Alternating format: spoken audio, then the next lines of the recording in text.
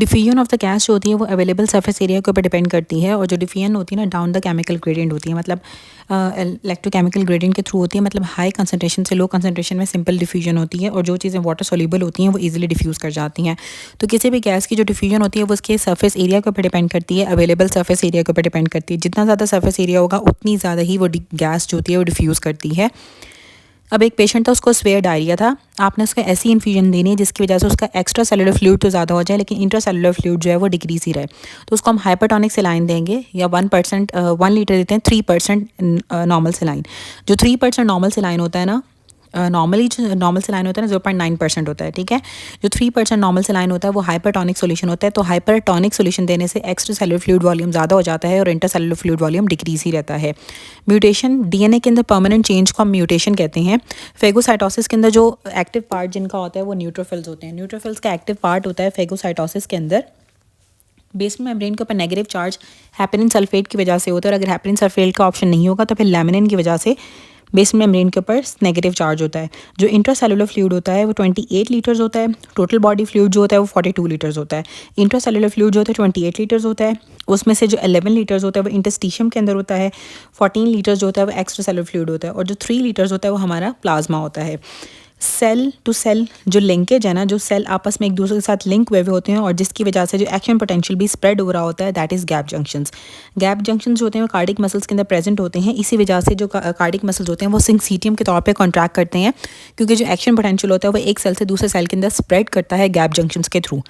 पैरोक्सिसोम जो होते हैं स्मूथ एंडोप्लाज्मिक रेटिकुलम से प्रोड्यूस होते हैं, और जो लाइसोसोम्स होते हैं वो गोल्जी बॉडी से प्रोड्यूस होते हैं।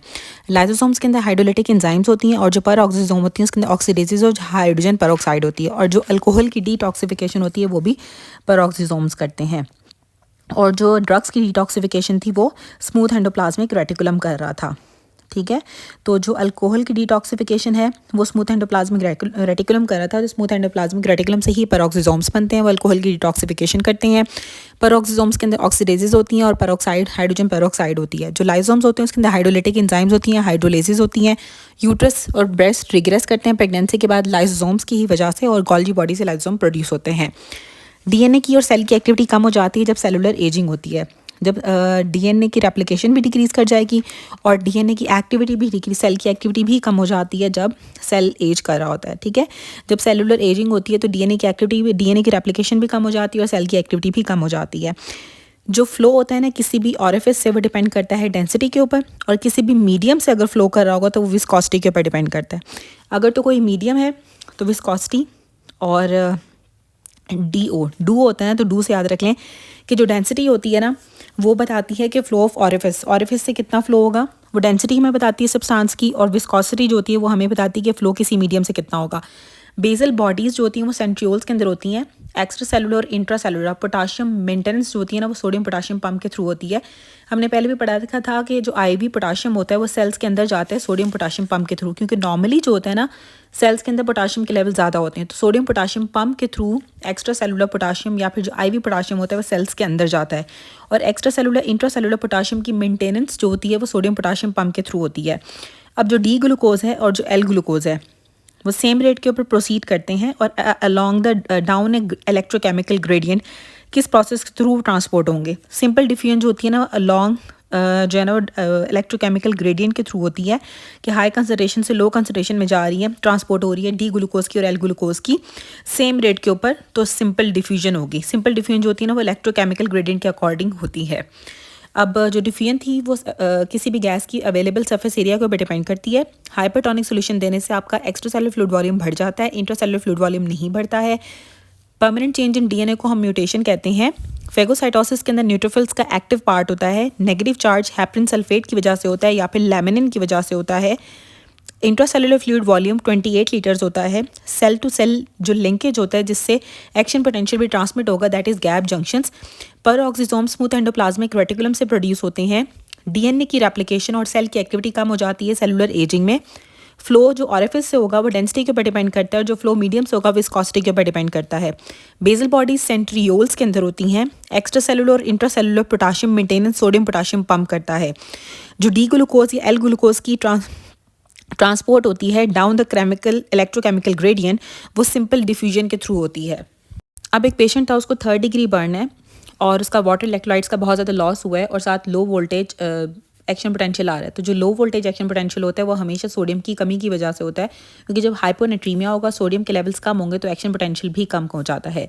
सोडियम के लेवल्स कम होने से एक्शन पोटेंशियल कम हो रहा था और कैल्शियम के लेवल कम होने से न्यूरॉन की हाइपर एक्साइटेबिलिटी हो रही थी। अब जब पोटाशियम के लेवल्स कम होते हैं ना तो नर्व्स के अंदर हाइपर एक्साइटेबिलिटी कम हो जाती है और एक्शन पोटेंशियल जनरेट नहीं होगा। ठीक है, नर्व्स की एक्साइटेबिलिटी कम हो जाती है हाइपोकैलीमिया के अंदर और नर्व की एक्साइटेबिलिटी ज़्यादा हो जाती है रेस्टिंग मेम्ब्रेन पोटेंशियल के अंदर जब हाइपरकैलीमिया होता है। जब सोडियम के लेवल्स कम होते हैं तो जो एक्शन पोटेंशियल होता है उसकी हाइट या फिर जो उसकी स्लोप होती है या फिर उसका वोल्टेज जो होता है वो लो वोल्टेज एक्शन पोटेंशियल होता है जब सोडियम के लेवल्स कम होंगे। जब सोडियम के लेवल ज़्यादा हो जाते हैं ब्लड के अंदर तो एक्शन पोटेंशियल की हाइट भी ज़्यादा हो जाती है, स्लोप भी ज़्यादा हो जाती है और ज़्यादा हो जाता है। जब कैल्शियम के लेवल कम होंगे तो एक्साइटेबिलिटी ज़्यादा हो जाएगी और जब कैल्शियम के लेवल ज़्यादा होंगे तो एक्साइटेबिलिटी कम हो जाएगी। ठीक है, कैल्शियम का इन्वर्स रिलेशन है। इसी तरह से हाइपरकैलीमिया का डायरेक्ट रिलेशन है। अगर पोटाशियम कम तो नर्व की एक्साइटेबिलिटी भी कम, अगर पोटाशियम ज़्यादा तो नर्व की एक्साइटेबिलिटी भी ज़्यादा। और सोडियम का भी यही है कि जब सोडियम कम होता है तो एक्शन पोटेंशियल भी कम हो जाता है, जब सोडियम ज़्यादा होता है तो एक्शन पोटेंशियल भी ज़्यादा हो जाता है। अब सोडियम और पोटाशियम का डायरेक्ट रिलेशन है, लेकिन कैल्शियम का इनडायरेक्ट रिलेशन है कि जब कैल्शियम कम होगा तो एक्साइटेबिलिटी ज़्यादा होगी, जब कैल्शियम ज़्यादा होगा तो एक्साइटेबिलिटी कम हो जाती है न्यूरॉन्स की। जो लिम्फ होता है ना उसके अंदर 100 ml में 0.5 ग्राम एल्बुमिन होती है। लिम्फ एक ऐसा फ्लूइड है जिसके 100 ml के अंदर 0.5 ग्राम एल्बुमिन होती है। अब एक पेशेंट है, वो अनकवर्ड लेटा हुआ है, 28 डिग्री टेम्परेचर भी दिया हुआ है, उसका हीट लॉस होगा रेडिएशन और कंडक्शन दोनों से। हमने पढ़ा था कि रेडिएशन में मैन जो था ना वो नेकेड होगा और अगर किसी सर्फेस के ऊपर लेटा हुआ है तो कंडक्शन होती है, या अगर टेम्परेचर मेंशन हो तो भी कंडक्शन होगी, और अगर ह्यूमिडिटी की बात हो रही होगी तो कन्वेक्शन से हीट लॉस होता है। पोस्चर मेंटेनेंस होती है मसल स्पिंडल से, क्योंकि जो मसल स्पिंडल होता है ना वो प्रोग्रेसिव लेंथनिंग भी कराता है और शॉर्टनिंग भी कराता है मसल फाइबर्स की। मसल स्पिंडल हमारे मसल फाइबर्स को लेंथन भी करता है और शॉर्टन भी करता है, जिसकी वजह से हमारा पोस्चर मेंटेन रहता है। फ्लूइड लॉस जो 24 आवर्स के अंदर हमारी स्वेटिंग से होता है ना वो 200 से 400 ml, 200 से लेके 400 ml तक जो फ्लूइड लॉस होता है वो स्वेटिंग से या पर्सपायरेशन से होता है। जो म्यूकस की प्रोडक्शन रेट है ना, mean transportation rate of mucus, हमारी नेजल म्यूकोजा के अंदर जो म्यूकस ट्रांसपोर्ट हो रहा होता है वो 12 मिलीमीटर पर मिनट होता है। 1 मिनट के अंदर 12 मिलीमीटर म्यूकस ट्रांसपोर्ट होता है। सबसे क्विक वे जिससे हीट लॉस होगा दैट इज़ कुटेनियस वेजोडाइलेशन। जब आपकी स्किन के अंदर वेसल्स डायलेट कर जाती हैं तो उससे रैपिडली हीट लॉस होता है। क्विक वे है जिससे लॉस होगी heat, that is cutaneous vasodilation. Sarcomere हमें एच जोन में नज़र आता है। रिलैक्स मसल के अंदर हमें थिन फाइलामेंट्स मिलेंगे, रिलैक्स मसल के अंदर हमें थिन फाइलामेंट्स मिलते हैं। मोस्ट इंपॉर्टेंट फैक्टर जो कि नेगेटिव फीडबैक के लिए होता है, नेगेटिव फीडबैक का मोस्ट इंपॉर्टेंट फैक्टर ये होता है कि वो वैल्यूज़ को दोबारा नॉर्मल लिमिट में लेके आता है। नेगेटिव फीडबैक का फ़ायदा भी यही होता है कि वैल्यूज़ को दोबारा से नॉर्मल लिमिट में लेकर आता है। परमेबिलिटी किसी भी मेम्ब्रेन की ज़्यादा हो जाती है पॉलीसाइथीमिया के अंदर। पॉलीसाइथीमिया एक ऐसी कंडीशन है जिसके अंदर परमेबिलिटी ज़्यादा हो जाती है। न्यूक्लियर मेम्ब्रेन सेल मेम्ब्रेन से या प्लाज्मा मेम्ब्रेन से इसलिए डिफर करती है क्योंकि जो न्यूक्लियर मेम्ब्रेन होती है वो स्मूथ एंडोप्लाज्मिक रेटिकुलम के साथ एसोसिएटेड होती है। जो न्यूक्लियर मेम्ब्रेन होती है वो स्मूथ एंडोप्लाज्मिक रेटिकुलम के साथ एसोसिएटेड होती है, इसलिए वो डिफर करती है प्लाज्मा मेम्ब्रेन से। इंटरमीडिएट फाइलामेंट जो कि सेल की रिपेयर कराता है दैट इज़ साइटोकैरेटिन।